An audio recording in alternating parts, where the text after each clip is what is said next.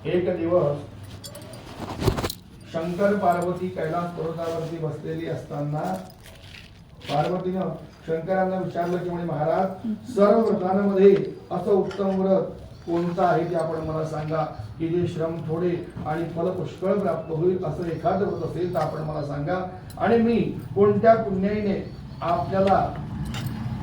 पत्नी म्हणून मिळाले आपण मला पती म्हणून मिळाला तेही सांगा मला ऐकायची इच्छा आहे। तेव्हा भगवान शंकर म्हणाले की म्हणे पार्वती जसा नक्षत्रांमध्ये चंद्र श्रेष्ठ ग्रहांमध्ये सूर्य श्रेष्ठ चारी वर्णांमध्ये ब्राह्मण श्रेष्ठ देवांमध्ये विष्णू श्रेष्ठ नद्यांमध्ये गंगा श्रेष्ठ त्याप्रमाणे सर्व व्रतांमध्ये हरतालिका हे व्रत सर्वांमध्ये श्रेष्ठ आहे ते तुला सांगतो। ते तू पूर्वजन्मी तुझ्या केलं हिमालयावर जे काय घडलं ते तुला सांगतो त्याच पुण्याने तू मला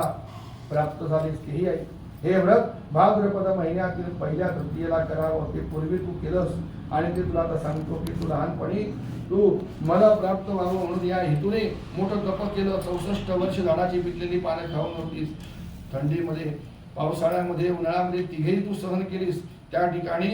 घोर तपश्चर्या केली आणि तुझे हे श्रम पाहून तुझ्या पित्याला फार दुःख झालं की अशी आता ही माझी कन्या मी कोणाला देऊ अशी तो चिंता करू लागला। तेव्हा नारद मुनी त्या ठिकाणी आले हिमालयाने त्यांची पूजा केली येण्याचं कारण विचारलं तेव्हा नारद मुनी म्हणाले म्हणे की योग्य पुरुषाला योग्य वस्तू द्यावी हे यथार्थ आहे। तुझी ही योग्य कन्या उपवर झाली तेव्हा ती तू विष्णूला द्यावी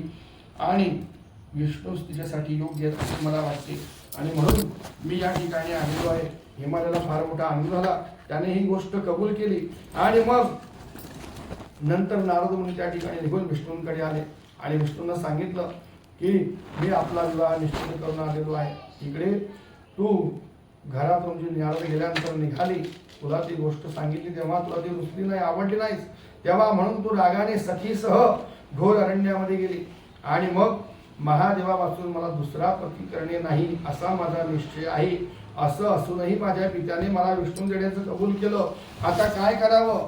हे काही समजत नाही आणि म्हणून तू तुझ्या सखीकडे गेलीस। तेव्हा सखी म्हणाले की म्हणे हे देवी का बरं तू रागावलेली आहेस काय झालंय त्यावेळेला सखीने तुला एका तू सर्व हकीकत सांगितल्यावर घोर अरण्यामध्ये नेलं आणि मग काय उपाय करावा असं विचार करू लागलं। त्या ठिकाणी अरण्यामध्ये जाताना तुम्हाला एक नदी दृष्टीला पडली नदीच्या काठावर एक गुहा होती त्या गुहेत जाऊन तू उपवास केलास माझं लिंग स्थापन करून पार्वती तुझ्यासह तू माझी पूजा केलीस। तो दिवस भाद्रपद शुद्ध तृतीयेचा होता रात्री जागरण केलं त्या पुण्याईने माझं आसनार्थ मी त्या ठिकाणी आलो प्रकट झालो आणि तुला म्हणालो की म्हणे देवी तुला कुठलाही हवा असलेला वर माझ्याकडे माग तेव्हा तू म्हणालीस की म्हणे महादेवा तू जर माझ्यावर प्रसन्न आहेस तर तूच माझा पती हो असं म्हणालीस तेव्हा मी बरे आहे आणि तथा असतो असं म्हणून त्या ठिकाणावर निघून गेलो तुझ्या इच्छेप्रमाणे होईल असा आशीर्वाद दिला। तेव्हा सकाळी तू पूर्वी स्थापन केलेल्या माझ्या पूजेचं त्या ठिकाणी उद्यापन केलं आणि मग इतक्यात तुझा शोध घेत घेत तुझा पिताही त्या ठिकाणी आला आणि तू दिसली नाहीस म्हणून रडू लागला दुःख करायला लागला। तेव्हा इतक्यात तू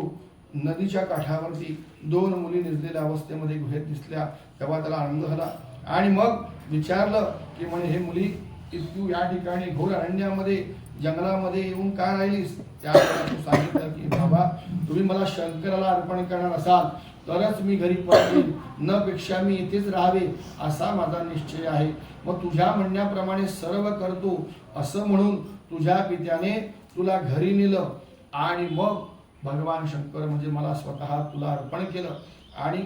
भगवान शंकर सांगतात की हे पार्वती ज्या स्त्रियांना सौभाग्य संपत्ती आरोग्य पुत्र पौत्र अभिवृद्धी हे सर्व पाहिजे आहे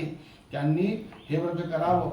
आणि हे व्रत केलं असता सर्व पापापासून स्त्री मुक्त होते सतजन्मापर्यंत राज्य मिळून सौभाग्याची वृद्धी होते।